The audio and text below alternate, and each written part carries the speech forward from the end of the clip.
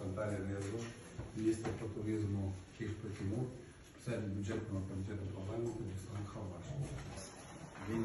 Рада встречи. Хотел бы поблагодарить за теплый прием, который был оказан абхазской делегации, Дни культуры, которые проводили. Большое вам за это спасибо.